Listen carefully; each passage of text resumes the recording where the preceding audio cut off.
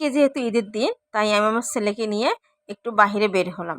ঈদের সব ব্যস্ততা শেষ করে আমি একটু ঘোরাফেরা করার জন্য চলে আসলাম রাস্তার দিকে।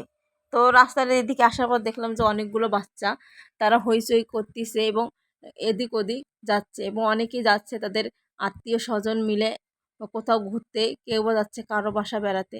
তো এদিকে আসার পরে আমার ভাইয়ের সাথে দেখা, তো সে আমার ছেলেকে নিয়ে সামনে এগিয়ে গেল।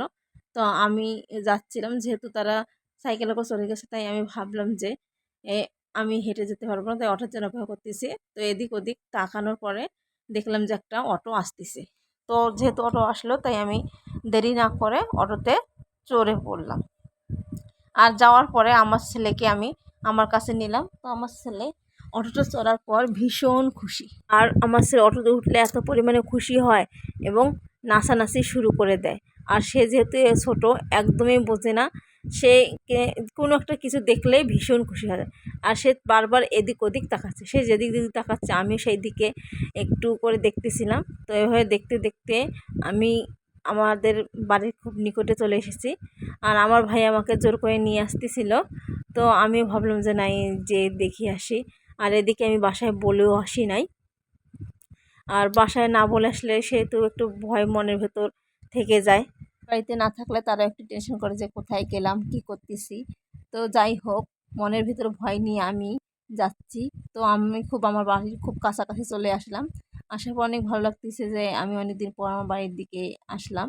আর একদিকে মনের ভিতর একটা ভয়ও কাজ করতেছিল। তো আমার ছেলে তো প্রচুর খুশি, ওকে দেখে আমারও খুব খুশি লাগতেছিল। আর এদিকে দেখেন ভুট্টার কাজ চলতেছে।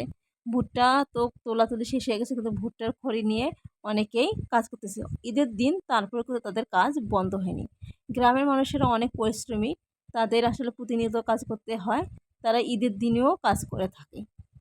তো এদিকে আমি চলে আসলাম। আসার পর আমি এখানে অটো থামিয়ে অটো ভাড়া দিয়ে আমি নেমে পড়লাম। তো দেখলাম যে রাস্তায় ছোট ছোট বাচ্চারা ঈদের নতুন পোশাক পরে তারা হইচই করে ঘুরে বেড়াচ্ছে আর নান গান বলতেছিল। তো আমিও যাচ্ছিলাম এদিকে।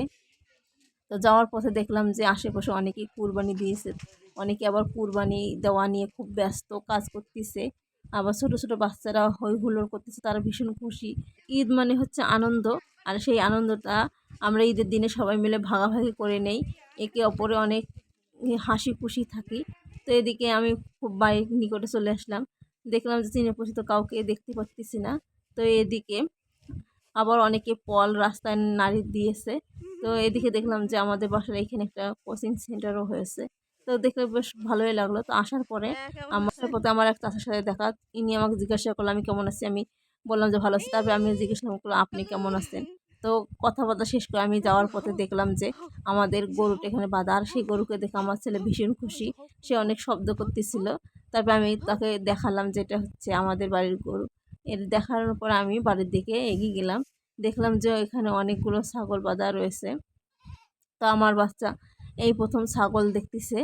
তো দেখার পরে আমি দেখলাম চারপাশে এতটাই নিরাপত্তা, কেউ নেই। তারপর আমি বাড়িতে প্রবেশ করলাম। আমাকে বাইরে দেখে আমার মা ভীষণ খুশি। সেই কারণে আমার মা তাড়াহুড়ি করে আম কাটলো, তারপর আমাকে ভাত খাওয়ার জন্য অনেক অনুরোধ করতেছিল। তো আমি বললাম যে আমি ভাত খাবো না, খেয়ে এসেছি, কিন্তু তিনি কোনোভাবেই ছাড়বেন না। তাই তিনি যেহেতু আজকে ঈদের দিন, তাড়াহুড়া করে আমার জন্য গোশত নিয়ে আসলেন। আর এদিকে ভাতও নিয়ে আসার জন্য বাটি নিয়ে চলে গেলেন। তারপর আমার জন্য যা করা দরকার উনি করলেন। আসলে মায়ের ভালোবাসার আসলে কোনো তুলনা হয় না।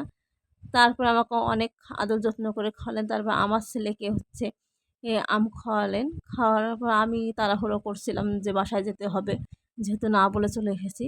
তো আসার পরে এখানে আমার একটা বৌদি হচ্ছে ধান পল নাড়ি দিয়েছে, তা অনেক খুনসুটি করলো। করার পরে আমরা চলে আসলাম।